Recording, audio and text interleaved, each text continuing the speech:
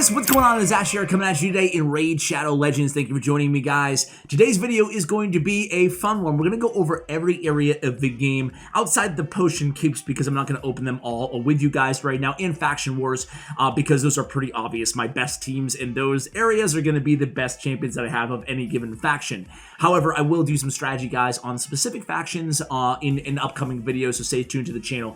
Go ahead and subscribe if you like the content here on the channel. So this is a response to a couple guys in the comments who have been asking for months for me to do this video. And honestly, I've been hesitant to do so because, and I want to give a full disclaimer, guys. I want to, this might not be the video for you, let me say. I've done videos like this of free-to-play teams for every dungeon. This is just my best teams for every dungeon. And again, full disclaimer, this is, I'm a dirty pay-to-win player, right? I've spent a lot of money on this game. So these are not going to be incredibly free-to-play friendly teams. It's moreover kind of going to each dungeon and talking about the strategy and how my kind of strategy has evolved in each of the dungeons, talking about my best teams and how they work. So if you find that interesting, stay tuned. We're going to do Clan Boss and Arena as well in the 4 main dungeons. So let's go ahead and jump right into it because we have a lot of work to do in today's video. Let's start with Dragon's Lair. So my best Dragon's Lair team is this one. I have one epic, excuse me, in Royal Guard in the lead with attack percentage, 35 in dungeons. I have Coldheart in there. I have Dracomorph in a Relentless set. I have Coldheart in defensive percentage chest piece or chest plate, and defense on the most of the amulet, or I should say most of the accessories on my Coldheart. And then I have the poisons in Bad L with the cleanse. The only heals on this team is coming from Bad L. Bad L can pretty much solo Dragons 20. That's how good he is. And Kymar is incredible as well in Dragons 20 specifically. So that's kind of how the team works. I'll talk a little bit about how I have these champions geared out, but I want to, again, just jump into these battles lest we be here for an hour and a half on today's video. So how this team works is we start out with a speed boost from Prince Kymar, and, Painkeeper also does very well. A little bit different roles. Painkeeper is more support, but she can provide nice heals, and also with the combat tactics ability, reduce cooldown as well. So that's really going to help everybody. Kymar has a speed boost, I believe 20% on his Seal of Magic on a 7-turn or 6-turn cooldown, so a little bit longer of a cooldown, but a full refresh of all of our ally skills. Now, Coldheart's A1 and her A2 do rely on attack percentage, but her A3, the takedown, you only really need accuracy and crit damage on that, so I have my Coldheart at about 335% crit damage, and her attack is really low, around 3,000 on the attack, because I prioritize, keeping her alive. So there you have it, tied my best time. It's pretty much always 49 seconds on this team, but the thing that I love about this team more than anything else is it always succeeds, right? Because Bad L. So for that reason, sure, you saw a 49-second Dragon 20, my best possible team, I believe, on my account. By the way, guys, I'm sure a lot of people watching this video right now are even more progressed in the game than I am and have more refined ideas on any of these champions or any other champions I can include or replace. So feel free to leave me a comment and make suggestions. But huge caveat to Dragon 20. I never farm with this team ever, ever, ever. What I do actually is take out Prince Kymar from this team, maybe even Coldheart as well, sometimes Coldheart and Prince Kymar, and I'll put food in their places. So I actually rarely farm experience, only if I need to max the champion really quickly in terms of ranking him up for a video or a guide, do I go in campaign. Most of my level farming just comes very slowly and methodically by putting a champion I'm trying to level up as my 5th champion in one of these dungeons. So that's what I do, usually in Prince Kymar's spot, but you can see how efficient and fast this team was. 1.2 million damage, by the way, out of Royal Guard, always blocking that side of the screen. So this will be sold. Let's go on to, Dragons. Considered the easiest dungeon. I agree with that assessment. Let's go ahead and go into my Spider's Den team. So Spiders. This is the dungeon that I farm the most because of the silver. A very simple reason, right? It's the best place to get silver inside this game, and I'm a lazy SOB, ladies and gentlemen. So when I'm farming, I'm not one of those people who sits there for hours on end in auto, I auto attack. I don't go manual in any dungeon because who has time for that, man? So for that reason, the reason I mentioned that is there's a lot of manual teams with, 3 or 4 Coldhearts or 5 Coldhearts even. They just go Heartseeker, or maybe not 5 because you need the defense down. But Heartseeker, Heartseeker, Heartseeker, Heartseeker, boom, dead. That's it. And sure, it only takes about 10, 20 seconds or whatever, but I prefer this team instead because I can auto, right? For me, it's all about having a good auto attack team. So this is a really good team. I used to run Miscreated Monster on this same team for a long, long time, over a year. And then I got Krisk finally, so I run Krisk instead because not only does he have the shield like Miscreated Monster does, which does the trick, does the job, but he also has Provoke, he also has, increase the duration of my own buffs, and most importantly, he does have the, lost my train of thought, what is the most, the increased speed as well. I'm like, what does he have? So there you go, it's a 30-second team on auto. That's why I love it. And obviously, Royal Guard with 3 million damage, Coldheart, 2 million, 2 million. And again, I'll run that back because I want to talk a little bit more about Spider and kind of how my team evolved in Spider. Spider was what got me to max out my second champion, which is my first duplicate champions, which was Coldheart, man. I have 2 Royal Guards too, but I never use the second Royal Guard. Maybe I should, I don't know. But I find a team like this, because even this, look at this team. I have 3 damage based on max HP champions, Coldheart, Royal Guard, and then I need a Dracomorph or a Stag Knight or a War Maiden or whatever, right? And actually, War Maiden doesn't really work out in Spider 20, but I need a decreased defense champion too. That's imperative. So I have Draco in there, and then I need a support champion, someone who's going to put a shield, someone who's going to keep my champions alive. Vergis is another pretty solid option. There's a lot of champions out there that have shield abilities. So I love Miscreated Monster. I love Krisk a little bit more, and that's kind of how the team evolved. So originally, way back in the day, was kind of 1 Coldheart. I used to try to kind of get Kymar in there or a Painkeeper in there and just kind of chip away, and it would be maybe a 4-minute or a 5-minute fight. These are the early days of Spider 20 for me. And then finally, I'm like, you know what? I just need 2 Coldhearts. I built out 2 Coldhearts and 2 Royal Guards and never really used a second Royal Guard, always using my 2 Coldhearts though, in here and in Fire Knight. So I used 2 Coldhearts, 2 rare champions on my best team in 2 areas of the game. It speaks to how powerful Coldheart is. I really do feel, like I've said this before, I truly feel this is not hyperbole. I feel like Coldheart is a legendary champion in a rare champion's skin. So let's do Fire Knight next. Speaking of Coldheart, right? So here it is. Again, 2 Coldhearts, Lysandra. I do run Seer on this team, the nuclear option, if you will, in Stag Knight. So again, if I want to if I want to get experience with this team, if I'm going to be farming overnight, energy is finite. It's a finite resource. And even though I spend money on this game, I don't like to just randomly just binge buy energy. That's not my style. So I want to make sure my team has a 100% win rate, even if it costs me time.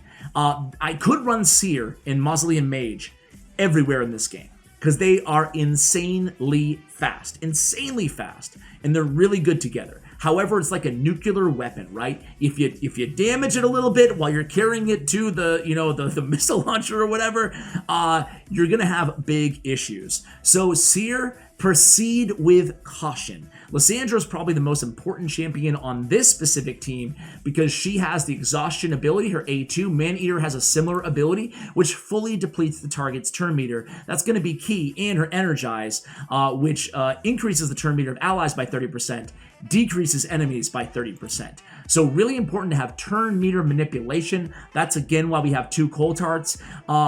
Trying to land a Heartseeker when the Fire Knight has his shield down. And Stag Knight, I still think, is the best debuffer for Fire Knight. I know a lot of people still run Dracomorph, even though it's a cross affinity matchup. I prefer Stag Knight, and we'll see what you guys think, right? So I run Seer on this team because I can keep this team alive, because we're essentially hacking Fire Knight, right? We're not even gonna have to battle the Fire Knight. He might get 1 or 2 attacks on this team, never more than that, because we have 3 strong characters who will reduce his turn meter. Lysandra, Coldheart 1, and Coldheart 2. So as soon as we get that shield down once and land a Heartseeker or an Exhaustion, it's game over. Otherwise, Seer, again, very risky. You saw how fast she was able to get us through those first 2 waves. But if we didn't have 3 full turn meter depletion champions on this team, I'd be much more hesitant to run a seer on this team. And you guys can see exactly how it works there. Shield is down, and now between the Energize, the Exhaustion, Heartseeker 1 and Heartseeker 2, we never have to battle. We never have to deal with the actual Fire Knight at all. He never gets to take a turn at all because his turn meter is down. Another champion who I used for a long time before I built out this squad, before I had Lysandra, was Allure. Allure is a Magic Affinity Epic champion. However, on her A1, she can deplete the turn meter consistently against the Fire Knight. So again, almost like a hack for Fire Knight for you guys. A very, very strong kind of strategy to use. In my opinion, the best strategy. So again, Seer is incredible, but is the only dungeon I can really afford to run her in and still not have, I don't want to deal with a 95% success rate. Don't want to deal with a 99% success rate. I want to deal with a 100% success rate on these teams. So this will be crit damage with crit damage and the attack. It is a rare, but we're going to keep it and we're going to roll up and see if we can get that crit damage up. Let's go to Ice Golem. So Ice Golem is a team that recently took a big hit. Probably my most pay-to-win team that we're going to be showing you guys today. 3 legendaries on this squad. And why did I say it took a hit? Because of the nerf to Dracomorph. So I used to have a 100% success rate run with, sometimes a minute runs on this team. But we had to switch things up quite a bit because Dracomorph got the nerf where he's no longer able to do like millions of damage against the Ice Golem once we kill one of his minions. So it's not that big of a deal, excuse me. It's just going to make my runs a little bit slower, which is totally fine. Now for Fire Knight, it's really important in my opinion, Ice Golem. Really important in my opinion that you build a team that has at least 2 really strong support champions. So that's why I run both Krisk and Miscreated Monster on this team. A lot of shields. I have the AoE Provoke from Krisk. And before I had Krisk, I ran Scylla the Drakes in that spot. Obviously, she's not doing everything that Krisk is doing, and she doesn't have that great shield, but she does have heal, and she does have a revive. So there's so many different teams that I could make that would be very similar to this one. But this one I like because sometimes Krisk does die, but Altan actually has a revival when he kills one of these minions, so he can pick him right back up. It's a really, really solid team, and for Ice Golem specifically, you have to be very, very careful. This dude can put out a ton of damage. In my opinion, it is the trickiest dungeon. I know a lot of people say it's Spider's Den, but I do think, or Fire Knight, my personal opinion is Ice Golem is a little bit trickier because if you have a team that does a lot of damage, similar to this team, you have to be aware that it's going to be really, really difficult, like right now, against the Ice Golem. He's taking a lot of turns in a row. Again, you have to be incredibly careful. Having a champion like Miscreated Monster, not just for his shield, but also for his Ally Protect, which is one of the best support abilities in the game, is really important for a team like this, because look at all the attacks that the Ice Golem is taking right now, and this is one of my slower runs on this team. But a good thing I like about it, again, is the success rate. We never die on this team, and I'm okay with that. My fastest run, 47 seconds. That's with an entirely different team. I think the only champion that I still had on that very fast run was probably Royal Guard and Miscreated Monster. Everybody else was different. I'm not sure. I think I might have run Stag Knight at the time. I think I ran Stag Knight with Royal Guard, with Miscreated Monster, with Mausoleum Mage, and with Seer, and just pray that your team doesn't wipe. So 47 seconds, I mean, it's nice. But again, one thing I learned, I've said this so many times here on the channel, I'm sure some of you guys are sick of me repeating it. One thing I've learned, though, is it's not all about speed, man. It's just not in this game. So I will show you the main potion keep or whatever, just because it's this is the team that I run. I probably could better optimize this team, but it's a 20 to 30 second run no matter how you split it. And yeah, again, with all these keeps, just kind of do the best you can, you know, put your damage dealers on there. They're all easy, and I say easy in the sense compared to the 4 main dungeons. They're all much easier, all these keeps. So as long as you have a team that can survive, you know, go with that first, a team that can survive all these dungeons, and then after that, just start putting in your biggest damage dealers, and you'll be fine, you know. And I said 20 to 30 seconds, we're not even 30 seconds, so I guess it's a little bit slower than I had thought there, but, you know, that's kind of what I run right now, at least. And look at the relentless on Dracomorph. He's like, I can make it really faster if I try to go 5 times in a row here, right? Okay, let's go to my arena team. So, take it through the arena, right? Way back in the day, I used to run Apothecary. Who was my first? Skullcrown as my speed lead, Apothecary, and God, I forgot who was my main nuker for a while. I could go back in my old videos and look. I guess Skullcrown, but I forgot who I had on decreased defense. I think I had maybe Stagnant. I don't know who I had on decreased defense. Oh, Madame Ceres. So she was always on my team. I pulled her about a year ago from today, and now I've evolved quite a bit. I had Seeker in there for a long time. Seeker was my boy, and Prince Kymar was like my second legendary I got on my account. So I had him in my lead, and for a long time, I kind of went with Kymar, who on his A2 has an AoE sleep ability. So AoE sleep is known as one of the crappier abilities in this entire game, but in the arena, it's good if you put him with a single target damage dealer. That way you can let the other guys sleep while you focus on one champion at a time. So that's a strategy I kind of used for quite a while. Now I've totally shifted. Of course, I got better champions as, you know, the months and years went on, or year went on, and then I had like an Arbiter, Lysandra, and Madame Ceres, a team like that, and what am I always? Oh, Trunda. So that was my team for a long time as well. And then more recently, I would say about 2 months ago, I switched to all defense. So this is my biggest, I lied. This is really my biggest pay to win team that we'll be seeing here. Right now, I am 155th in the world ranked, and we have 13 hours to go this season, but I'm not staying up because I'm an old man, A, and B, I have Sunday nights with my son, and I don't like to play while he's sleeping because he's at that age, he's 3-year-old, right? So he climbs into bed with me, and I'm not going to be, you know, playing Raid Shadow Legends. That's my excuse. So what I'm looking for with this team, I'll show you my my defense and my offense are the same. I get a lot of victories, even in Platinum, off this defensive squad because it's good, right? So here's the squad. I have 1 Reviver in lead in Sify the Lost Bride. I have Valkyrie, Mountain King in a shield set, and Krisk the Ageless. So double shield with Mountain King and Krisk, and then more shields with Valkyrie and the counterattack on this team. Really, really good team, really annoying team to go up against. So when I'm finding people to go up against here, like this team, super easy. But my #1 nemesis with a team like this is Duchess, right? So this team I could beat, but they have 3 revivers, and I kid you not, guys, this battle might take a half an hour, because that's how long, neither of these, actually, they would probably beat me. I take it all back, because I won't be able to revive because they have Foley. So this team right here, I just wouldn't attack. They have 3 revivers. I really struggle with Duchess because my only big damage dealer is Mountain King. So it's a cross affinity. It's challenging for me, to say the least, to kill Duchess. So I try to avoid Duchess if I can, but any other team pretty much got to unlock down, you know? So all these teams on the board here, again, double revival can take forever, so I just try not to do it for that reason.